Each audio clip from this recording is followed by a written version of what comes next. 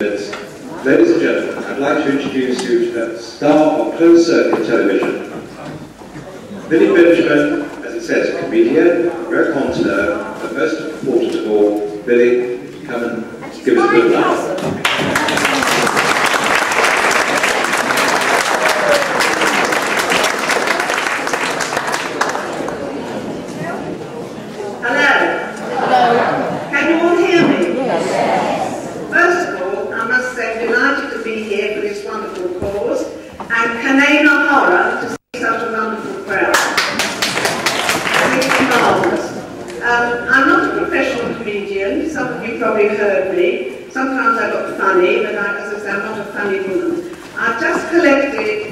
I was born in the East End of London and lived there till I got married, and I was very fortunate in as much as I was able to collect around me so many humorous Jewish stories, which I find over the years can never be beaten. So this evening, in the small time allotted to me, I shall try and give you examples of Jewish humour. They may be old, they may be new, but I'll start off, for instance, you get two Jewish gentlemen sitting in the park, they're retired, they're having a natter, and one says to the other, "So no?"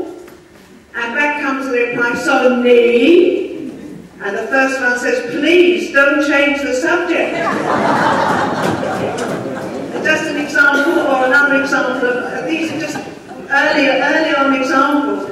And a man's walking down the street in his neighbourhood and he meets another neighbour. He says, "Hello." He says, "Hi." He says, "Do you remember Cohen who lived round the corner, number 22? He says, "I saw him the other day." "Well, what's wrong?" "What's wrong?" "He died." "My God, Bolt, what was wrong with him?" He says, "I don't know, but it was nothing serious." And I must tell you my favourite true story. A friend of mine's father, and he'd retired, he'd been a tailor, and in his retirement days his best pleasure was to have a little bed on the fairground. Do you all understand the Yiddish? So, yes? So he said to his son, "Harry, I want you to put me on a shilling each day on hip hip hooray." Right? Came the evening, Harry came back with the evening papers. He said, "I'm sorry, Dad, there is no such horse as hip hip hooray." Anyway, the old man, his English wasn't very good, but he knew the racing column. Looked down the racing column, pointed to his horse, "Harry, you are dance." And he points to his horse, 3 cheers. And what I know about Jewish humour, they all fall into different categories. There's blues jokes, there's grandmother jokes, there's all sorts of jokes. I haven't got much time allotted to me, that's why I've got notes. I don't usually have notes, but I go on for hours until they all get fed up with me. And I'll start with the blues one. Unfortunately, as you all know, blues now closed. And the lovely one I like about blues is customer goes into blues and the waiter came up to him. What can I get you, sir?" He says, "Look here, waiter. I want to order something that gives me indigestion now and not 3 o'clock in the morning."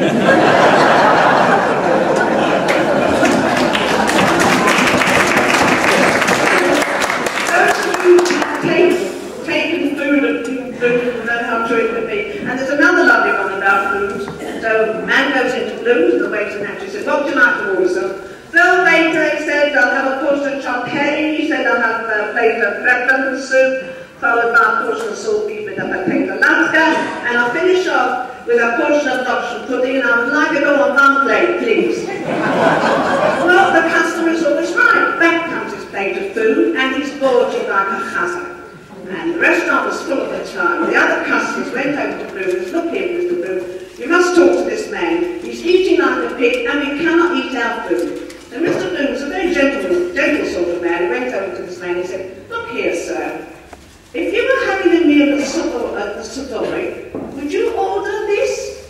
"It's a funny coincidence, Bloom. The other day I was having my lunch at the Savoy Grill. I ordered a big plate of food, all on one plate. And the head waiter said to me, 'Where do you think you are, sir, in balloons?'" And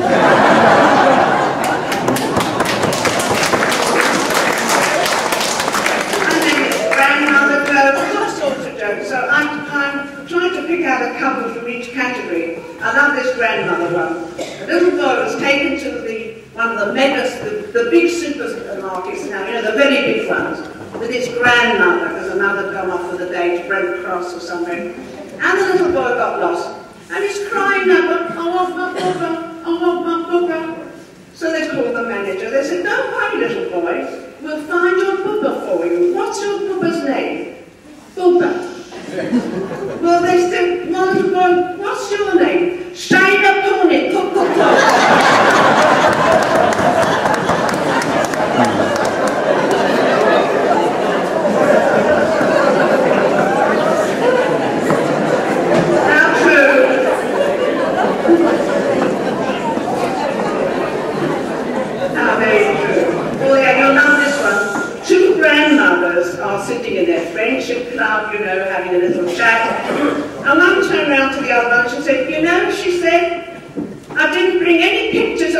grandchildren today.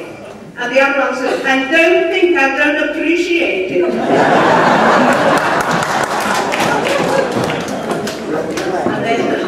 and there's another grandmother. You'll have to tell me when to stop. There's another grandmother story. The three grandmothers are all sitting around the pool by the green park when it was still open. And the first one said, my grandson's only 28, already is a consultant in a hospital. And the second one, not to be outdone, she said, my grandson's only 22, already is a chartered accountant in our big firm. And the third one, not to be outdone, said, my grandson's only 18, already is helping the police with their inquiry.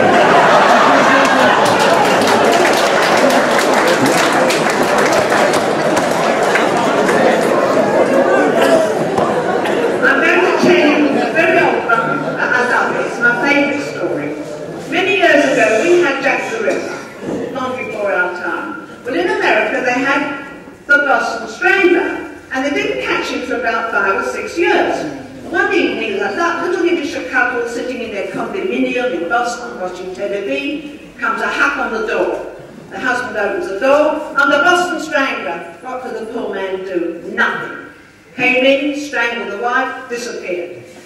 The poor man was broken-hearted. The year went by, put down a nice little saver for his wife, and a little while later he went to one of these clubs and met a very nice lady and got married again.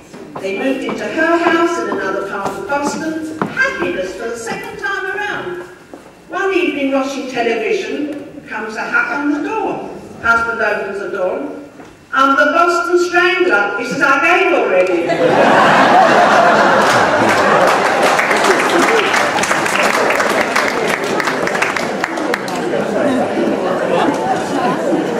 There's another one that lady might like, which I know about. The two Jewish gentlemen were on a cruise. They were both unattached and they'd gone on a cruise. And these days you can't trust the boats. Look what happened to the P&O liner. They had a lot of engine trouble, and they all had to take to the lifeboats. And these two men were a bit late, and they managed to get on a raft, and they got to a desert island, right? So one of them is playing Orchestra. You know what that means? Like that, doing nothing, looking up at the sun, picking a coconut, and the other one's running around. And he said to his friend, I show you a sugar. You're lying there doing nothing. I'm running around like a machigana. We have to find Holt's wood, twigs, because we have to make a big bonfire. Somebody should see us from the air or from the sea. Otherwise we'll be here for the rest of our lives, you fool. So his friend looked at him and he said, I want to tell you something, Harry. Last year, he said, I gave £25,000 to the JIA. This year, he said, I gave them 50,000. Believe me, they'll find me.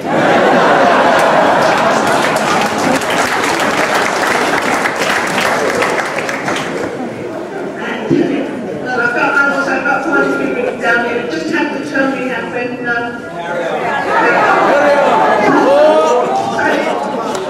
very nice young American, a young Jewish American young man, wasn't so young, and his parents were going to struggle for him to get married. So he comes home one day and says, Mum, Dad, I've got marvellous news for you, I'm getting married. Oh, you mustn't, when are you bringing the girl home? Yes, he said, I'll bring her home, but he said, I have to tell you, Mum and Dad, she's a Red Indian. I was just saying, I've got schlapp, as you can imagine. Well, the poor girl, she didn't have an easy time either, because she went to the reservation and she went into the tent, and so father Bull is sitting on one side and the mother sitting cow on the other, and she has to tell them in Red Indian, and they weren't very happy either. But she says, Mum and Dad in Red Indian, of course, don't worry, they're wonderful people, they've made me so welcome. I'm part of their family, and they've even given me my own special name, Sitting Shiver.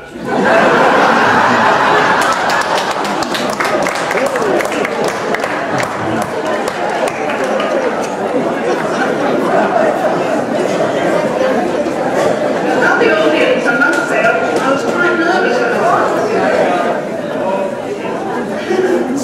so you might like this one.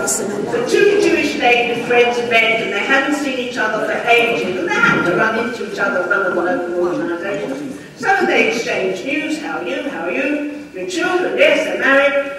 And then the other one said, and your children? And yes, she said, my son's married, he's got a lovely wife. He said, my daughter, she got Saurus. Why, what's wrong? She's got the most terrible husband. He doesn't give her a penny for housekeeping. He never takes her anywhere, not even to McDonald's, which is not kosher. And not only that, he beats her up. So her friend was horrified. She said, they've been married for 8 months now, but she's already lost 2 stone in weight. Her friend was horrified. For goodness sake, Becky, why doesn't she leave him? She wants to lose another half a stone.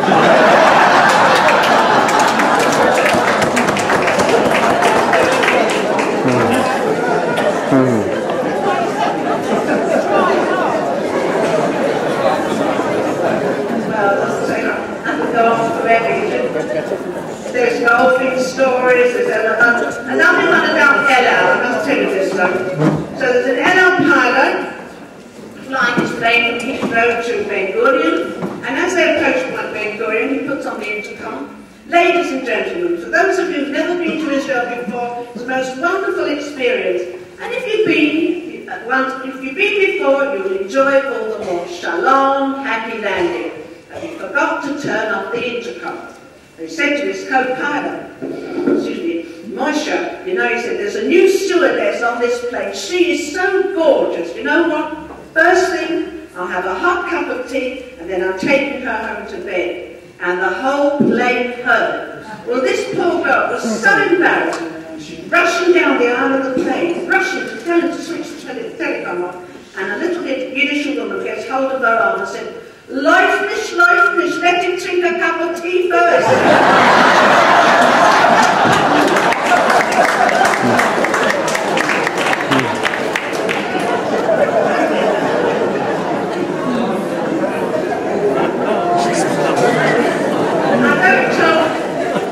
I don't tell blue stories because I find the Jewish humour, you don't need them very through. There's just a couple you might like, which I think got a little bit of tongue.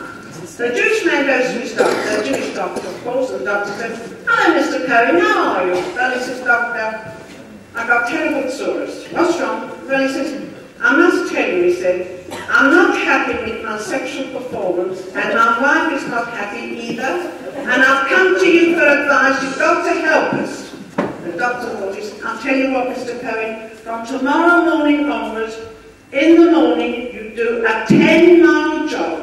Every morning for 7 days, and ring me at the end of the week, you'll be a new man. At the end of the week, gets a phone call. Oh, hello, it's Mr. Cohen. How'd you get on? How should I know, doctor? I'm 70 miles away from home.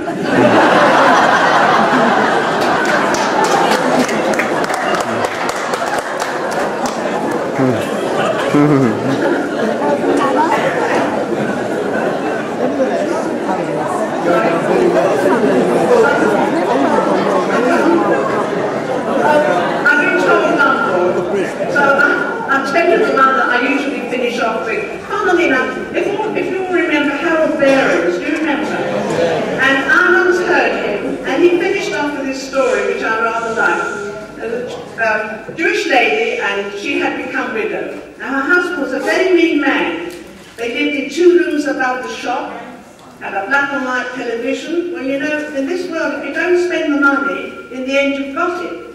So she found she had a lot of money. So she bought a house in the Bishop's Avenue. And she employed Mr. David Hicks to do the decor. Absolutely. So she said to Mr. Hicks, Mr. Hicks, I thought you should make me a decor that all my friends should get the credit. What for money? So eventually it was all done. This fantastic decor, and she invited everyone. Jack's Club, the Friendship Club, Meet the Love, everybody that was here. It was a fantastic morning, coffee morning. Smoked salmon, smoked trout, chopped herring, you name it. Tea, coffee, forwards number 5. Well, eventually one lady needed to go to the loo. As she came out, I thought I was on the set of Dynasty, and a pink marble floor, a pink marble ceiling, a rolled gold toilet roll holder, and then I sat down, played a waltz. And eventually another lady had to go in, and she came out with the same story. You don't see this on the set of Dynasty, she said. Marble, gold. I sat down, played a foxtrot. I thought I was back in the Astoria, my dancing day.